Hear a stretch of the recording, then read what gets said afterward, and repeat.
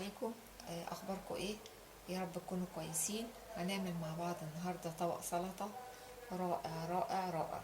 آه،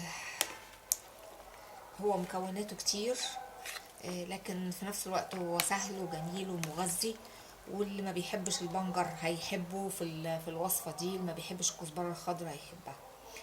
آه، اهم حاجه في الوصفه دي اللي ما ينفعش نغيرهم باي حاجه هو البنجر والكزبره الخضراء. ممكن بقى تشيلوا حاجات تضيفوا حاجات زي ما انتوا عايزين.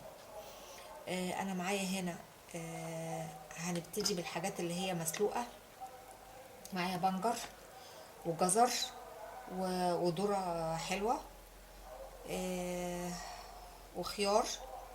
بحطهم على النار ياخدوا غلوة بس، واحدة يعني، دقايق كده.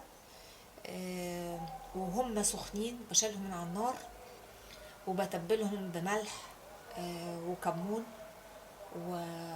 ومعلقة خل وفصين توم مفرومين، وبسيبهم يبردوا ويتملحوا. الخيار انا سلقته هنا عشان يديني نفس التست بتاع ما يكون خيار مخلل، فبيبقى طعمه ظريف في السلطة. ده بالنسبة للحاجة المسلوقة. وعندي هنا برضو فاصوليا بيضة مسلوقة، ولو في حمرة ممكن نحطها او نحط واحدة منهم مفيش مشكلة. وعندي هنا حمص برضو مسلوق. طيب هنحطه واحنا بنقول. هضيف بقى الحاجات المسلوقة كلها، وهنحط الحمص.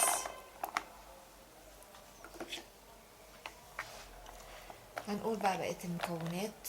عندي هنا طماطم مقطعة، طبعا الكميات حسب ما انتوا عايزين يعني. انا هنا عاملة 3 طماطمات كويسين. وهنا حاطة فلفل اخضر حار ورومي. ممكن لو حابين تزودوا فلفل الوان مفيش مشكلة، تزودوا بروكلي مفيش مشكلة، مشروم مفيش مشكلة. وعندي بصل متقطع رفيع.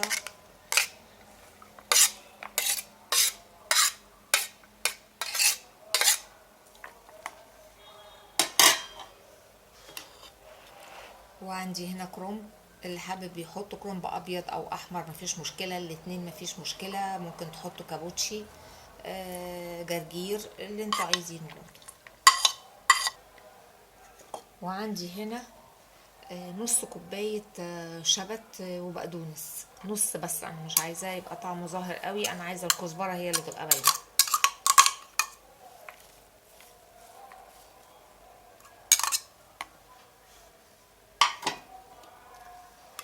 وهنا بقى هحط حزمة كويسة كده كبيرة كزبرة، حزمة كاملة.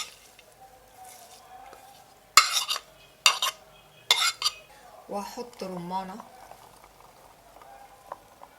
زي ما انتوا شايفين كده.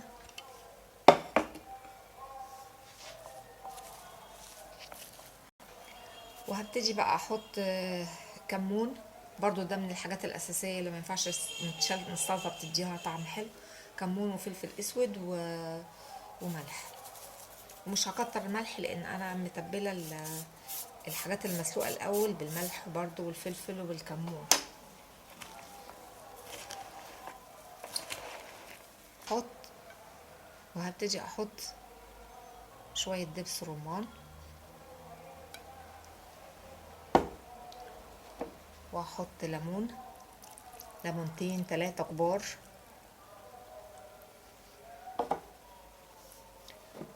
واحط شوية زيت زيتون.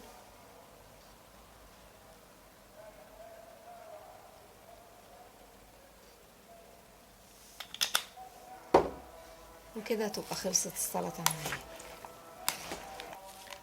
معايا. سوري، هحط معلقة خل كمان. وهنقلبها كويس.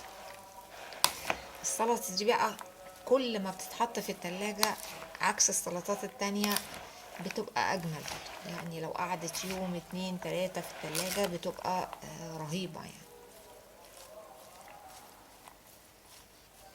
اتمنى تجربوا السلطة دي وتقولي رأيكم. انا كانت بنتي ما بتاكلش البنجر خالص ولا الكزبره، بس بتحب السلطه دي جدا، فعشان كده بقول اللي ما بيحبش. يعني لو الولاد ما بيحبوش البنجر والكزبره انا ممكن ادخلها في سلطه زي كده، هتعجبهم ان شاء الله. ان شاء الله معاكم في فيديو جديد.